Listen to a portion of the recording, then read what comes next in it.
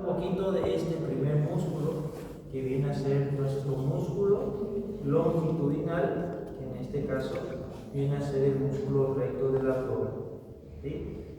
Entonces este músculo que vamos a colocarlo de color azul, ¿sí?, viene a ser nuestro músculo recto, ¿sí? Como ya habíamos visto, el músculo recto tiene inserciones tanto superior como inserción inferior, ¿sí? Los superiores lo hacen a nivel de la costilla 5, 6 y 7, y también se inserta aquí a nivel de la apófisis xifoide, ¿sí? Cuando ella se dirige verticalmente hacia abajo sus fibras para insertarse a nivel del hueso de la pubis, vamos a tratar de colocarlo aquí. ¿Sí se ve mejor? Entonces ahí pueden ver mejor, más precisamente lo que es el recto. Entonces sus inserciones aquí en la costilla 5, 6 y 7, en la apófisis xifoides, y se inserta allá abajo a nivel del hueso coxal. ¿Recuerdan este hueso? ¿Sí? Lo que sería el hueso coxal. El hueso coxal está aquí. Entonces específicamente se inserta a nivel de la región de la pubis, ¿sí? Más o menos aquí a nivel del cuerpo de la pubis, espina púbica, e inclusive a nivel de la sínfisis púbica, ¿sí?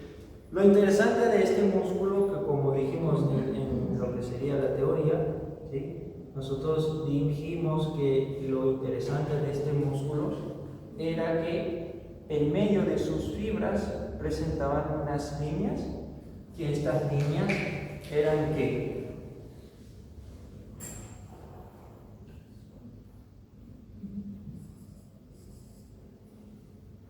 Eran intersecciones tendinosas, ¿recuerdan? Estas líneas de aquí, ¿sí? Esas son prácticamente tendones.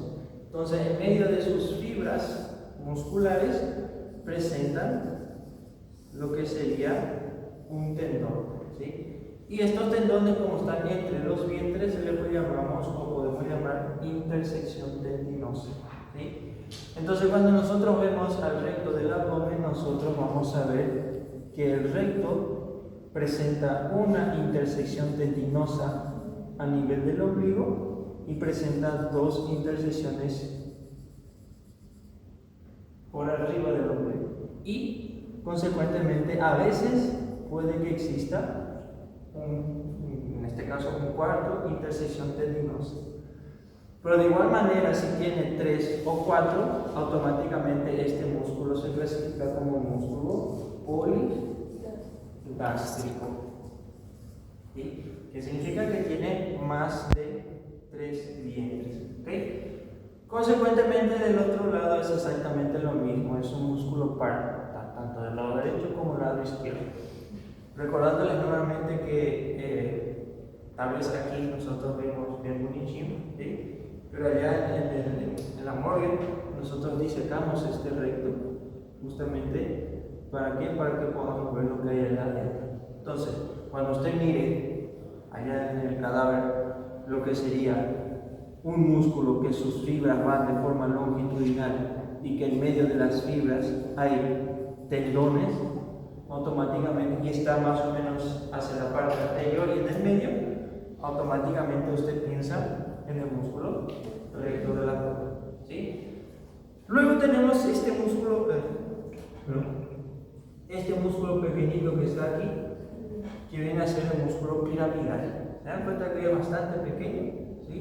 Prácticamente también tiene sus inserciones aquí a nivel del hueso coxal, a nivel de la sínfisis púbica, y luego ella se dirige a insertarse en aquel tendón que queda entre los rectos, llamado el liminar. Recordando con la curiosidad de este músculo de aquí, que es un músculo inconstante. ¿Recuerdan? Que a veces el paciente puede presentarlo y a veces no. Entonces es simplemente cuestión de genética para ver si tiene o no, ¿sí? Entonces, en la práctica, a nivel práctico, el músculo piramidal, por ahora, hasta ahora, no tenemos una buena disecación a nivel púbico. Entonces, no tengo certeza al 100% si nuestro cadáver tiene el músculo piramidal. Tal vez las disecaciones que vamos a ir realizando, tal vez disecamos un poquito más, retiramos más la piel y el tejido celular subcutáneo de esta región y probablemente vamos a ver si nuestros cadáveres tienen o no el músculo piramidal. Entonces la única forma de saberlo es ir disecando esa sección de ahí de la región púbica, pero aún no realizamos muy bien. Entonces probablemente vamos a ver a lo largo de este semestre las disecciones que vamos a hacer los sábados, si es que tiene o no tiene. Pero ustedes ya son capaces de identificar cuál es el músculo recto y cuál debe ser nuestro músculo piramidal. ¿Okay? El siguiente músculo es este músculo que se clasifica como ancho, viene a ser el músculo oblicuo mayor, o en algunos libros también le llaman de oblicuo externo. ¿Sí? Entonces, como su nombre ya lo dice, retirando la piel y la gordura, el primer músculo que nos vamos a encontrar es el músculo oblicuo externo. ¿Sí? ¿Dónde tiene sus inserciones? Prácticamente se inserta en las últimas 7 costillas, ¿sí? O sea, de la costilla 5 más o menos a la costilla número 12, en toda la cara externa de la costilla, ¿sí? Luego, estas fibras sí se pueden fijar y van a ver en la práctica, o sea, cuando vamos a ver el cadáver, ustedes van a ver que sus fibras se dirigen de forma oblicua, por eso le llamamos músculo oblicuo. Y si usted se fija, este músculo es como si fuese que va de lateral a medial, ¿sí? Entonces eso es muy importante que se fijen la dirección de las fibras y van de arriba para abajo. Entonces cuando usted ve allá en el cadáver un músculo que sus fibras van de forma diagonal o de forma oblicua y que ella va de lateral a medial y es como si fuese que va de arriba para abajo, entonces automáticamente usted piensa en el oblicuo externo. ¿Por qué les digo eso? Porque en nuestras disecciones, cuando nosotros disecamos, generalmente cortamos lo que sería su aponeurosis, ¿sí? Entonces dejamos solamente la fibra muscular y el alumno, como se suele confundir, porque la aponeurosis del oblicuo externo, ella va por encima del recto. Pero como les dije, nosotros cortamos la aponeurosis aquí, solo dejamos la parte del músculo y retiramos la aponeurosis. Entonces el alumno generalmente se fija más o menos por esto. Fíjense. ¿Por qué le llaman justamente oblicuo mayor? Porque es el más grande. Entonces, en algunos cadáveres, como por ejemplo la única mujer que a gente show aponeurosis do oblicuo. Pero en los otros cadáveres, principalmente masculinos, que tienen más masa muscular, entonces nosotros cortamos justamente aquí, exactamente entre la fibra muscular y la aponeurosis, ¿sí? Y aparenta que el oblicuo externo con el oblicuo interno parecen iguales. Entonces cuando nosotros hacemos un examen de identificación, recuerden que nuestros exámenes son tanto finales o los que vamos a ir haciendo a lo largo del proceso, nosotros vamos a utilizar aquel alfinechi, ¿de acuerdo? Entonces ese alfinechi nosotros agarramos y colocamos en el cadáver. A gente no pregunta que qué músculo es, no me pregunta qué músculo es, no. Simplemente un alfinechi aquí en el músculo y lo máximo que ponemos es un número. El alfinechi. Entonces usted le va a entregar una hoja en blanco con los números del 1 al 10, dependiendo cuántas preguntas va a hacer. Y usted va a ir al alfinechi número 5 a músculo oblicuo externo. Y obvio, vamos a ir colocando por temporizadores, etcétera, etcétera. Nos cualifica aquí 3 años para ver qué músculo es. ¿Sí? Entonces, fíjense bien las direcciones de las fibras, ¿sí? Entonces cuando usted ve este músculo, su fibra va de forma oblicua Ella va como si fuese de lateral a medial y es como si fuese que va de arriba para abajo. Automáticamente usted piensa en el oblicuo externo o oblicuo mayor. Ahora, ¿qué tiene de curiosidad este músculo oblicuo externo, por ejemplo? ¿Sí? La curiosidad que tiene este músculo oblicuo externo es justamente, déjenme colocarlo de nuevo. O sea, vamos a hablar sobre sus inserciones. Recordando que se inserta en las últimas costillas, aproximadamente de las 5 a las 12. Luego ella viene a insertarse también en el hueso coxal. ¿Específicamente dónde? Específicamente aquí en el hueso coxal, en la parte del hilo. Si usted recuerda del hueso coxal, todo este borde de aquí se le llama cresta ilíaca. Entonces, en todo el borde de la cresta ilíaca se va insertando nuestro músculo oblicuo externo. Ahora, ¿qué hace aquí exactamente? ¿Sí? Fíjense aquí, del oblicuo externo viene a insertarse a nivel de la cresta ilíaca, llega hasta esta espina que está aquí en el hueso coxal, que se le llama espina ilíaca anterosuperior. Y de esta espina ilíaca anterosuperior, ¿qué hace nuestro músculo? Ella pula directamente a la parte del hueso pubis, formando así un ligamento que se encuentra aquí, muy importante, conocido como el ligamento inguinal. Entonces es como si fuese que ella va de esta espina a la parte del pubis. Entonces forma aquí un ligamento conocido como el ligamento inguinal. Muy importante después, porque a veces en estos espacios de aquí abajo o aquí arriba existen zonas que son frágiles y a veces un paciente que no tiene mucha fibra muscular o a veces por algún motivo, entonces los contenidos que hay en la cavidad abdominal suelen salir para afuera, formando así enfermedades llamadas hernias. Y este ligamento inguinal es como si fuese un punto de clasificación. Cuando el contenido pasa por abajo, se le conoce como hernia femoral. Y cuando la hernia pasa aquí arriba del ligamento, se le llama hernia inguinal. Pero eso van a estudiar más adelante, ¿sí? Entonces, ¿se puede ver el ligamento inguinal en nuestros cadáveres? Así bien blanquecino, no, pero se puede más o menos visualizar dónde estaría el ligamento, porque generalmente entre los músculos que hay en la zona del muslo y del abdomen, es como si fuese que justamente ellos se encajan ahí. Entonces se puede ver dónde estaría nuestro ligamento inguinal, pero no está tan lindo así, blanco, como ustedes observan aquí.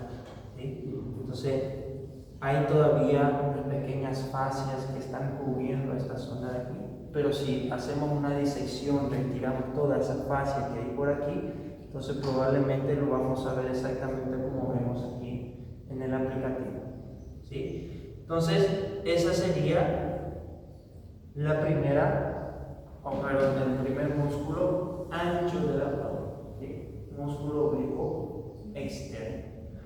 Ahora, lo mismo, fíjense aquí, supongamos que vamos a hacer una disección, entonces del músculo oblicuo externo, que sería esta, si nosotros retiramos, automáticamente ya le vemos a este músculo que está por debajo de él, que sería nuestro músculo oblicuo interno, ¿sí? Si nosotros vemos nuestro músculo oblicuo interno, ¿sí? Aquí como pueden observar más o menos su trayectoria, ella también se suele insertar ahí en los últimos bordes de las costillas, por ejemplo de la costilla 12, la 11 y la 10. Ella también se dirige un poquito hacia lo que sería la parte media, insertándose también en la línea alba, ¿sí? Y a nivel inferior, como se puede observar, también suele insertarse a nivel de la cresta ilíaca, ¿sí? Pero no es que el oblicuo externo, interno y transverso se insertan en un mismo lugar, no. Si ustedes miran aquí a nivel de la cresta, ¿sí? Así de forma lateral, usted va a ver que la cresta es un poquito como si fuese redondeada. Entonces vamos a suponer que aquí es la parte externa y aquí es la parte interna. Entonces no sucede esto. El oblicuo interno aquí, externo y transverso. No es así. Sino que el oblicuo externo se inserta más o menos por aquí afuera. El oblicuo interno se inserta más o menos exactamente en el centro. Y el transverso se inserta más o menos por aquí. Entonces no es que los tres se van a insertar en el mismo lugar, sino que el externo un poquito más para afuera, el interno en el centro y el transverso en la parte interna. ¿Sí? Simplemente porque hay algunos que han preguntado, doctor, ¿los tres se insertan a cresta ilíaca? Sí. No mismo lugar. Podemos decir que en la misma zona, pero no exactamente en la misma trayectoria, ¿se entiende? Entonces, quiere decir que nuestro oblicuo interno también se inserta en este borde que tiene nuestra cresta ilíaca. ¿Hasta dónde se dirige? Se dirige específicamente hasta nuestra espina ilíaca, ante lo superior. Y de ahí, como usted se puede fijar aquí, desde la espina ilíaca, ¿qué hace? Ella se va insertando en nuestro ligamento inguinal hasta llegar también al hueso pubis, ¿sí? hacia la zona del pubis. Entonces, el oblicuo interno no forma el ligamento inguinal, ella se inserta en el ligamento inguinal, ¿sí? Eso es muy importante porque después, a ese nivel, nosotros vamos a estudiar un conducto que tanto en el hombre como en la mujer comunica la parte externa con la parte interna, conocido como conducto inguinal. ¿Y cómo van a identificar esto en la práctica? Entre dos músculos que hay. Recuerdan que el oblicuo externo iba de lateral a medial y de arriba para abajo. El oblicuo interno es lo contrario. Usted va a ver que también parece que va de lateral a medial, pero sus fibras van de abajo para arriba. Entonces, se cruza. Entonces, el oblicuo externo va de esta manera, de arriba para abajo, y el oblicuo interno va de abajo para arriba. ¿Sí? Entonces, usted va a ver que estas fibras también van de forma oblicua, pero es como si fuese que van subiendo. ¿Sí? Y del oblicuo externo es como si fuese que van bajando. ¿Y por qué hizo esto la naturaleza? Es para dar más firmeza. Si tenemos todas las fibras que van en una misma dirección, entonces no hay tanta fuerza. Entonces, ¿qué hizo estos músculos? Para dar más firmeza, entonces ellos se cruzaron entre sí. ¿Sí? Perfecto. Y como les dije, cuando miramos desde un punto de vista aquí, cuando nosotros hicimos la disección de estos músculos, ¿sí? Entonces, ¿qué nosotros hicimos? Nosotros cortamos al borde de las costillas. Entonces hicimos un corte a nivel costal. Entonces, como el oblicuo externo es más grande porque ella pasa por el borde costal, entonces el oblicuo externo es todo esto. Entonces hay pequeñas fibras que quedaron aquí y aquí nosotros cortamos, y por eso aparenta que tanto el oblicuo externo como el interno parece que tienen un mismo tamaño. ¿Se entiende? Entonces le estoy mostrando o le estoy diciendo que no confundan el externo con el interno.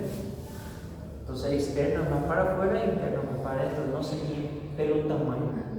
Sí, yo sé que aquí ustedes pueden ver que el tamaño comparado al externo es mucho más grande, ¿sí? O sea que si nosotros vemos aquí el oblicuo externo comparado al interno, el externo es mucho más grande. Pero en nuestra disección que nosotros hicimos, como nosotros realizamos un corte a nivel del borde costal, es como si fuese que tiramos grande parte do oblicuo externo, tiramos grande pedazo. Entonces nosotros cortamos más o menos por aquí. Entonces todo ese pedazo que ficou aquí, a gente cortou do oblicuo externo. Entonces prácticamente o oblicuo externo y o transverso ficou do mesmo tamaño. Entonces generalmente los alumnos cuando coloco aquí o alfinete aquí, el alumno ve que es pequeño músculo oblicuo externo, pero la verdad era oblicuo interno. ¿Sí? ¿Ya? Si hacemos una disección, sería el oblicuo interno. ¿Está bien? Entonces no seguir por el tamaño, guíense por las fibras. Y también algunos utilizan un poquito la cabeza. Para nosotros preguntar la prueba del oblicuo interno, ¿qué acontece con externo? Es como si pega un pañuelo que ni es, pega un pañuelo y coloca el barco. Entonces él coloca un finicho aquí y el oblicuo externo ya está aquí do ladinho. Entonces, si no es externo, vai ser interno. E às vezes o aluno está apressado assim que só e chega o alfinete no chega o que ahora. Ahora, ¿cuál es la curiosidad que ustedes tienen que saber? ¿Cuál es la curiosidad que ustedes tienen que saber con relación a... ¿Cómo tocar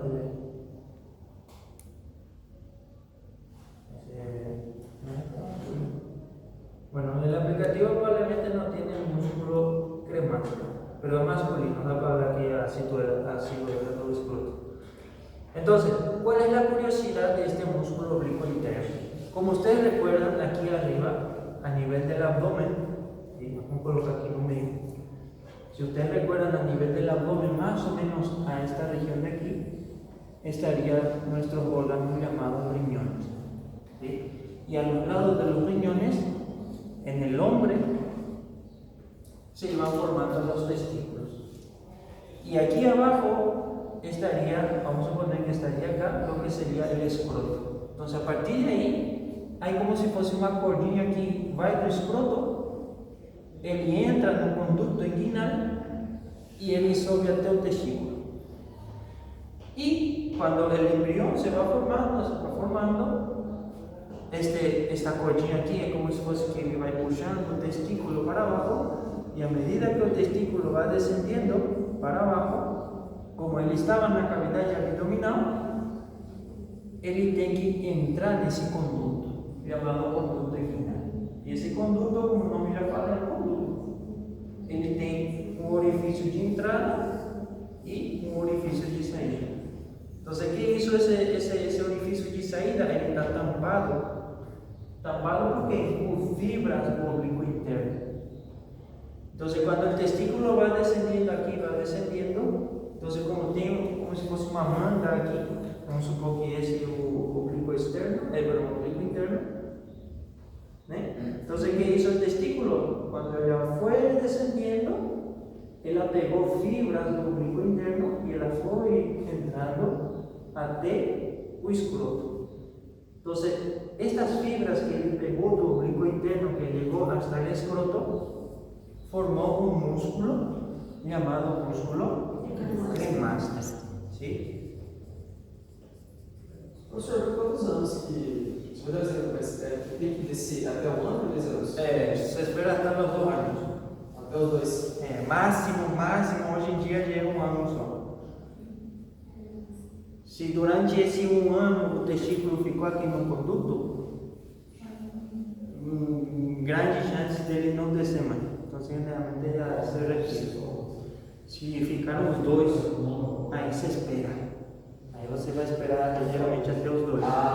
Se é só um. Se descer 1 e já passou 1 ano, generalmente se opta por quitar. ¿Sí? Pero existen casos. Entonces, cada caso es diferente. ¿Sí? Entonces, eso van a verlo más adelante. Entonces, ¿cuál es la curiosidad? Doctor, ¿da para ver ese músculo cremaster del cadáver? Generalmente, exactamente de aquí sale nuestro conducto inguinal. ¿Sí? Y de aquí sale nuestro cordón espermático y va hasta el testículo. ¿Sí? Entonces, de ese cordón que sale de ahí, es un cordón. ¿Saben qué es un cordón? Un cordón, imagina ese. Entonces, ese está saliendo de ahí y va até o escroto. Entonces, ao redor desse conduto que está aqui, ao redor dele tem fibra muscular. Então, automaticamente, se você vê essa fibra e ele vai até o testículo ou o escroto, automaticamente você pensa esse músculo cremaster. ¿Y de dónde viene? viene de nuestro músculo oblicuo interno. ¿Para qué sirve ese músculo cremaster? Es como si fuese un músculo que se encarga de mantener a temperatura tu testículo. ¿Sí? Cuando hace mucho calor, ele relaxa o músculo e o escroto ele desce. ¿Para qué? Porque aquí no abdômen está quente y generalmente el testículo tiene que estar menos 1 grado do corpo. Entonces a gente geralmente o corpo normal tem 36,5 mais ou menos. Então o testículo para funcionar bem tem que estar no mínimo 35 graus. ¿Sí? O sea, 1 grado menos. Entonces cuando faz muito frio externo, entonces faz o que? Esse músculo ele contrai e o escroto ele desce. Para quê? Porque aqui no abdômen está quentinho e como lá fora está frio, então o escroto vai acercando o testículo perto do abdômen. ¿Sí? Perfecto. Entonces todo tiene una funcionalidad más allá. É lógico. Vocês não sobem por isso. Agora, se descer muito até o joelho, aí já temos que ver já o que está acontecendo. Mas acontece, né, doutor? É? Acontece. Acontece. Pode acontecer. Até o joelho. Existe? Sim, pode existir. Se você pegar muito peso, né? Não sei que tipo de ginástica está fazendo o cara. Se pegar peso seria uma hérnia que pode ocasionar futuramente. Aí o pessoal costuma falar. Generalmente, quando há hérnias, generalmente es intestino. Entonces las hernias caen a nivel del escroto. A veces, por ejemplo, una crianza no es tanto, por ejemplo, cuando usted ve realmente crianzas que son pequeños, de 1 a 6 años o 5, realmente la mamá viene también a consultar y ve un testículo de la crianza aumentado de tamaño. Es una hernia. Entonces, no siempre es hernia. A veces, por ejemplo, se acumula el líquido a nivel del escroto. Entonces, hay maniobras que ustedes van a ver más adelante que son, se pega una canilla que tiene luz y usted coloca, por ejemplo, la luz aquí en el escroto. Si la luz traspasa, parece como si fuese una lanternilla que el testículo, no sé cómo lo podría decir, ilumina. Entonces, no es que hay intestino ahí, sino que probablemente es líquido.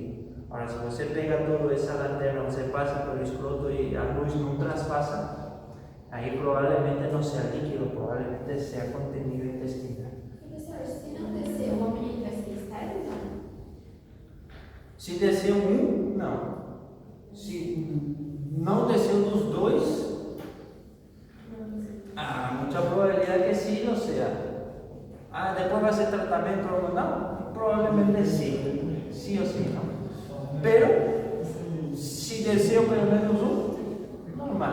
Mas vamos lá, professor, igual você falou na sala, né? Se não descer os dois, não tem que retirar? Tem. Retira. Os Se dois. tirar os dois. Entendeu? Aí torna-se infértil. Aí você torna infértil. Então sim. Então sim, fica infértil. No caso, se Agora se desceu um, não, mas o tratamento você É, consegue se fazer desceu um. um, Vai ter menos Então, se para ficar descer, desperto. dá a cirurgia. Tem que fazer para tirar o questão de câncer.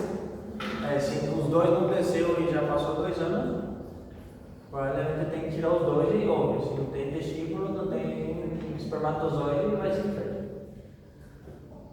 Perfecto. Y aquí hicimos nuestra disección, imaginámonos nuevamente que es el oblicuo interno. Si retiramos el oblicuo interno, lo vamos a encontrar al transverso. ¿Sí? El músculo más fácil y sencillo de todos es el transverso. ¿Por qué? Porque, como su nombre ya lo dice, transverso. ¿Por qué se llama transverso? Porque sus fibras musculares, en ese caso, ya van en dirección transversa. ¿Sí? Ella también tiene inserción a nivel del borde de las costillas, ¿sí? En las últimas costillas, a las 12, 11, 10. ¿Ok? Aquí no muestra lo aplicativo, si no muestra aquí lo aplicativo, se dan cuenta que aquí tengo espacio. ¿Sí? En realidad no es así. En realidad hay fibras que se dirigen hasta las vértebras. ¿Sí? o el espacio que habría en realidad es solamente esto. ¿Sí? Más o menos esto. ¿Ok? Entonces la fibra del transverso llega a insertarse hasta las vértebras. ¿Okay? Entonces el espacio así que no está cubierto por transverso es más o menos esto solamente. ¿Okay? Entonces también el transverso tiene inserciones a nivel de las vértebras lumbares y como todo músculo ancho, fíjense, también se inserta ¿dónde? En nuestro borde de nuestra cresta ilíaca. Si se dan cuenta también este músculo llega hasta ¿dónde? La espina ilíaca anterior superior. Y como todo músculo ancho también se va a insertar sus fibras a través de pequeños ligamentos en el ligamento inguinal. ¿Sí? Y como no, también llega a insertarse sus fibras hasta la sínfisis púbica.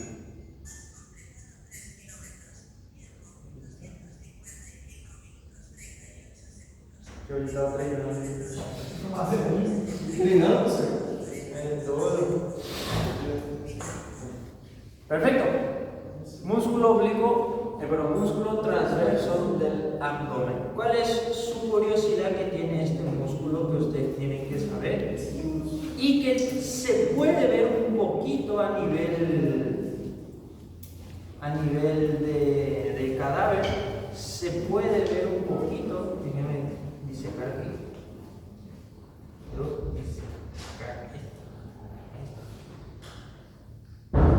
Tiene entonces el aplicativo no es tan original, pero en el oblicuo, músculo transverso, entre su fibra muscular y su aponeurosis, ¿sí? Deja una marca que tiene más o menos este formato. ¿Sí? Aquí no está, el aplicativo no está tan bien, sino que generalmente esta línea tiene más o menos una forma de una semiluna.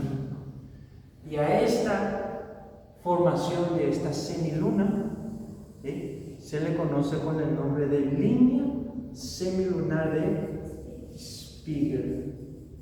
¿Sí? Spiegel. Donde, anatómicamente hablando y fisiopatológicamente hablando, entre las fibras del músculo recto del abdomen que estaría aquí, y este sería la fibra del músculo recto, y entre nuestra aponeurosis y nuestro transverso se queda aquí un espacio.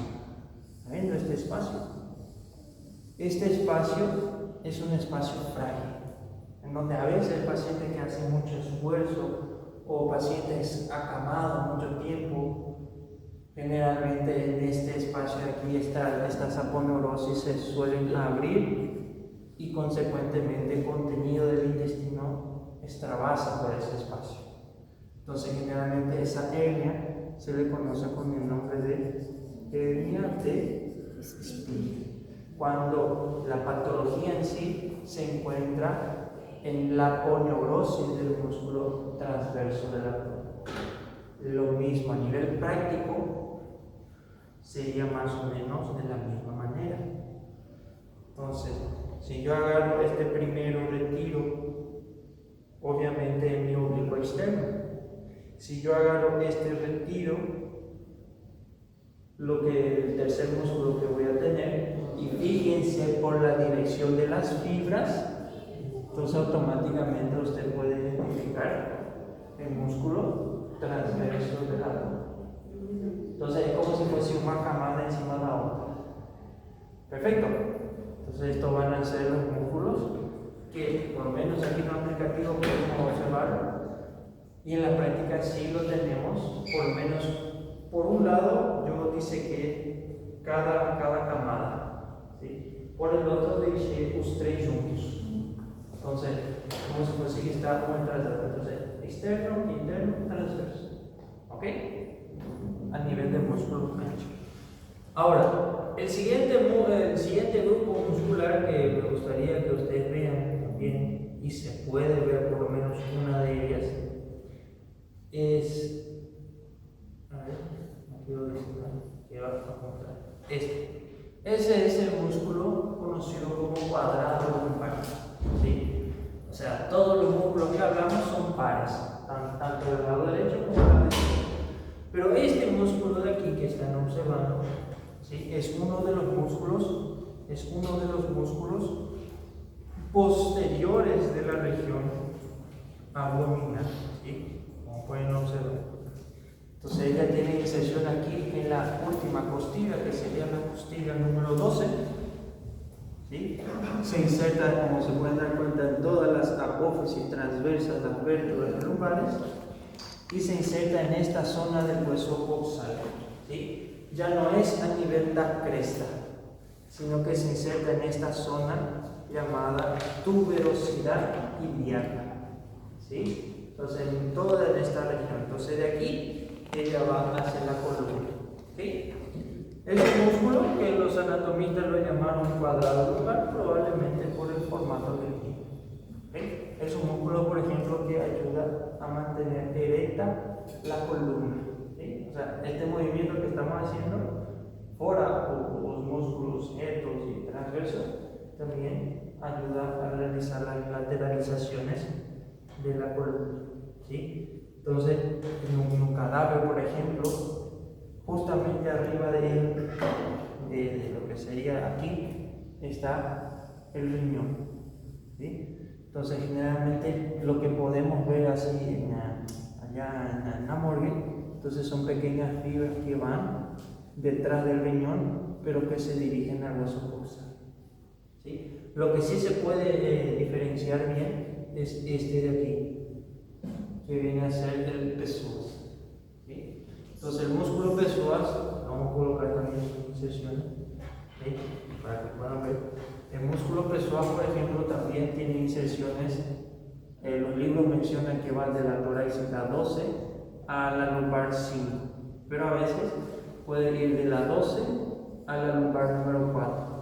¿Dónde se inserta? Si ustedes recuerdan las vértebras tenían un cuerpo, tenían un pedículo, apófisis transversa, láminas y apófisis espinosa, ¿de acuerdo? Y un foramen vertebral. Entonces el músculo psoas no solamente se inserta en el cuerpo, no solamente se inserta aquí, sino que también se inserta en la apófisis transversa. ¿Sí? Tanto la torácica 12, lumbar 1, lumbar 2, lumbar 3 y lumbar 4. Y a partir de ahí sus fibras van descendiendo y llegan al hueso fémur. Si ustedes recuerdan también el hueso fémur, ¿sí? Si recuerdan el hueso fémur tenía un trocánter mayor y un trocánter menor. Entonces el músculo psoas, ¿qué es lo que hace? Viene allá de la columna, ella pasa por aquí, por lo que sería el surco, ¿sí? Y se dirige y se inserta aquí, en un trocánter menor. Entonces el músculo psoas, por ejemplo, es un músculo importante que le ayuda, por ejemplo, a ustedes cuando están sentados a erguerse, a mantener también cuando estamos parados, mantener el tronco equilibrado. ¿Sí? Entonces un músculo también bastante potente, por decirlo de alguna manera. Y el otro músculo que está prácticamente enfrente de ella, que sería este, que al igual que el piramidal, también es un músculo inconstante. Ella, según los libros, se inserta en la torácica 12, ¿sí? En la vértebra torácica 12 y en la lumbar 1, ¿sí? También se inserta aquí a nivel lateral del cuerpo de la vértebra, y de ahí sus fibras se dirigen no a insertarse en un fémur, sino que se dirige a insertarse en un hueso coxal. Específicamente, ¿a dónde? En una pequeña eminencia, ¿sí? Llamado eminencia iliopúbica. Exactamente aquí.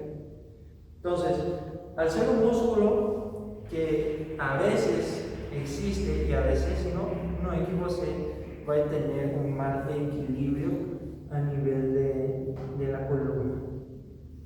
Es normal. Si usted tiene, no hay que vaya a vivir más de 10 años que los demás, ¿no? Entonces son músculos que genéticamente algunos lo tienen y otras no.